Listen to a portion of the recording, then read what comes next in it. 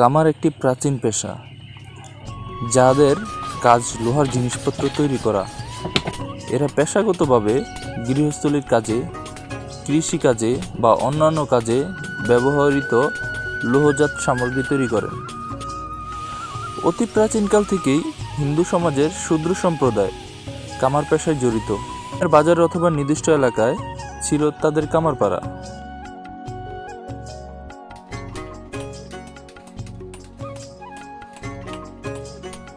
প্রচলিত লোককাহিনী মতে কোনো এক শূদ্র মহিলার সঙ্গে দেবশিল্পী বিশ্বকর্মা প্রণয় থেকে কর্মকার বা কামারের জন্ম হয়। প্রতি বছর ভাদ্র মাসের শেষ দিনে মিষ্টান্ন, চিড়া, গুড়, ফুল, ফল, চন্দনের রস বা বাটা, গঙ্গাজল, কাপড় ও রূপার অলঙ্কার দিয়ে তারা বিশ্বকর্মার পূজা অর্চনা করে। একই সময় কামারদের ব্যবহৃত যন্ত্রপাতিকেও উপাসনা করা হয়। কামাররা সাধারণত একটি ধাতব খণ্ডকে উত্তপ্ত করে এবং হাতুড়ি দিয়ে আঘাত করে এবং বিভিন্ন ধরনের হাতিয়ার ব্যবহার করে তা প্রয়োজনীয় আকারে গঠন করেন। এক্ষেত্রে তাদের প্রধান হাতিয়ার হলো হাতুড়ি, ধাতব পেষণ যন্ত্র এবং আগুন।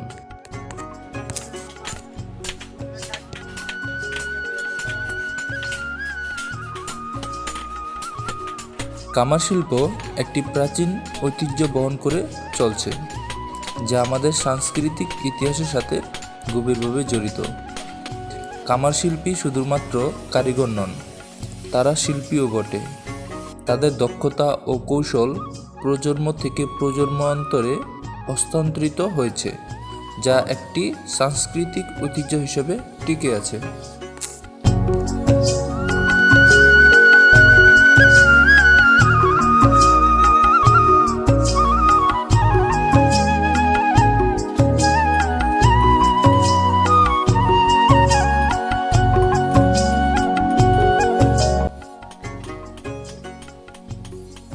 আধুনিক যান্ত্রিকরণ ও কারখানার বিকাশের কারণে কামারদের চাহিদা কমে গেলেও তারা এখনও অনেক গ্রামীণ এবং শহরতলির এলাকার গুরুত্বপূর্ণ অংশ।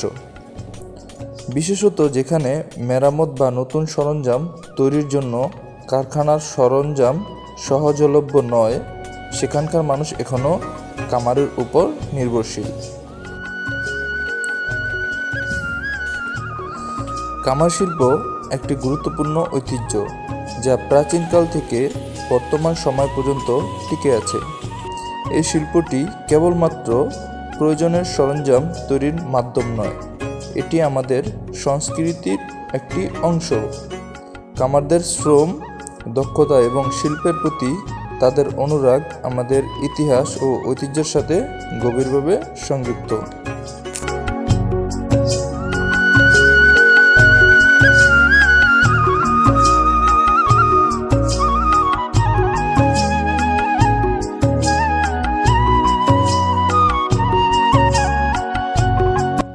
যদি ভিডিওটি ভালো লাগে তাহলে লাইক, কমেন্ট অ্যান্ড শেয়ার করতে ভুলবেন না।